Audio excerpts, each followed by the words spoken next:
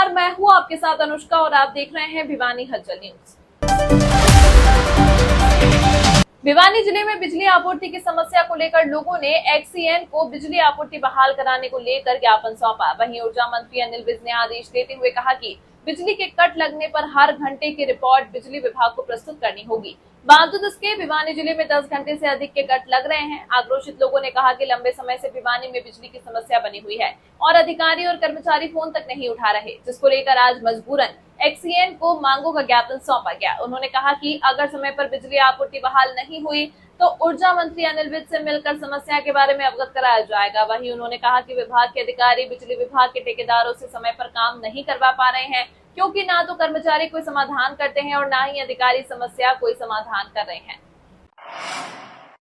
खबरों के प्रायोजक द प्रोफेशनल केटर्स, लाजवाब स्वाद व बेहतरीन सर्विस के लिए द प्रोफेशनल केटर्स, जहां हर व्यंजन एक स्वादिष्ट कहानी बताता। वहीं इस बारे में जानकारी देते हुए एक्सीएन संदीप दलाल ने बताया कि बिजली विभाग में कर्मचारियों की कमी है। वहीं हाल ही में आए तेज आंधी और तूफान के कारण 900 से अधिक पोल्स टूट गए हैं, जिसको लेकर काम चल रहा है। वहीं उन्होंने कहा कि बिजली विभाग ने कंप्लेंट दर्ज करवाने के लिए टोल फ्री नंबर जारी किया है, जिस पर अपनी शिकायत दर्ज करवा सकते हैं। लोगों का कहना है कि कोई भी नंबर डायल करने पर फोन नहीं उठाते। एक्सीएन संदीप दलाल ने कहा कि जल्द ही बिजली आपूर्ति को बहाल किया जाएगा और लोड बढ़ाने को लेकर प्रपोजल आगे भेजा गया है, जिसके बाद बिजली की समस्या से निजात मिल पाएगा। एक तो कीर्ति नगर और जो विद्यानगर का लोड है उसके रिगार्डिंग जो रिकरेंस ऑफ फॉल्ट है उसको ठीक करने के लिए दिया गया, और दूसरा जो इनका पावर हाउस है जो आज के दिन ये 33 के भी वोल्टेज चलता है उसको इंडस्ट्रियल एरिया पे लोड ट्रांसफर करने के लिए इन्होंने एक ज्ञापन दिया। तो क्या शिकायत का, तो जो मेरे को शिकायत दी गई है उसमें बेसिकली मैंने पहले भी अभी जैसे फर्स्ट पॉइंट में बताया कि इसका जो लोड है कीर्ति नगर और विद्यानगर का उसको 33 के भी इंडस्ट्रियल एरिया जो इनके पास पड़ता है इनकी लोकेलिटी से उस पर शिफ्ट करने के लिए इन्होंने दिया।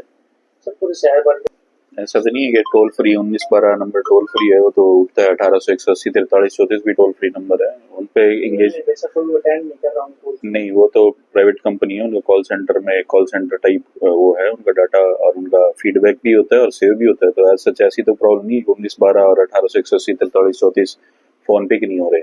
और जो लोकल कंप्लेंट सेंटर है 98 120 63 033 और 35 वो बिजी हो सकते हैं जिस दिन मौसम खराब हो, लेकिन ऐसा नहीं है फोन नहीं उठा रहे, क्योंकि वो रजिस्टर मेंटेन करते हैं और जितने भी उनके पास कंप्लेंट्स आती है उसको नोट डाउन करके आगे कंसर्न जी या लाइनमैन को या कंप्लेंट सेंटर स्टाफ को वो फॉरवर्ड करते हैं, तभी ही कंप्लेंट अटेंड हो पाती है। Otherwise it is not possible कि वो सारी कंप्लेंट अटेंड हो पाए।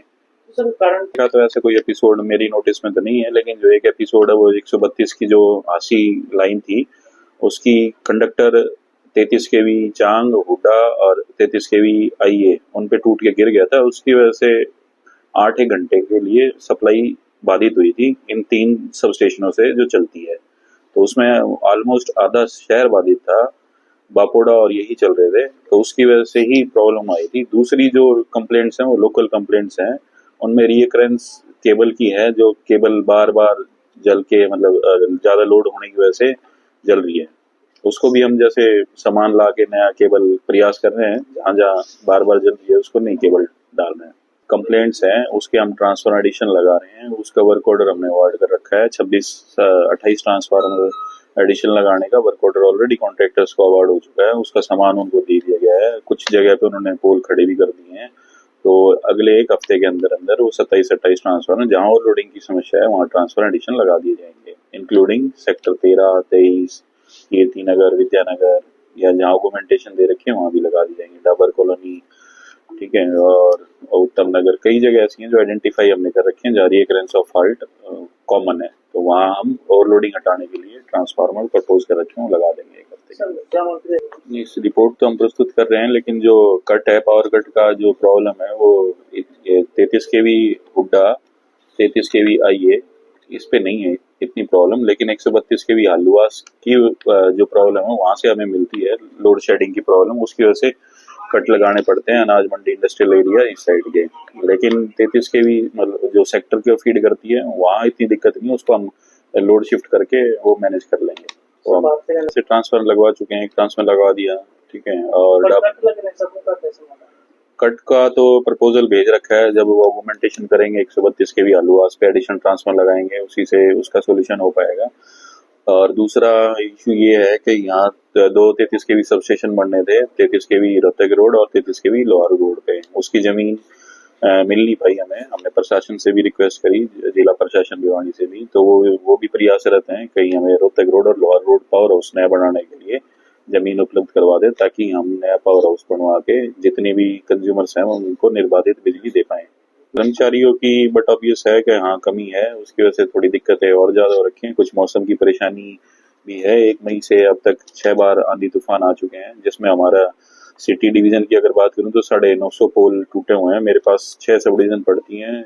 शहर की 3 सब डिवीजन है, नंबर 1, नंबर 2 और सिटी डिवीजन, और तो शाम की 2 सब डिवीजन हैं और एक भवानी खेड़ा। तो टोटल मेरे 950 के पोल टूटे हुए हैं, वो सारे हमने खड़े कर लिए। उसमें से ऑलमोस्ट जो परसों शुक्रवार को आंधी आई थी उसमें 125 पोल और टूट गए, तो वो हम कर रहे हैं, उसको हम खड़ा करवा के बिजली करवा रहे हैं। रही स्टाफ की बात, तो स्टाफ तमाम महत्वपूर्ण खबरों के लिए देखते रहिए भिवानी हलचल न्यूज।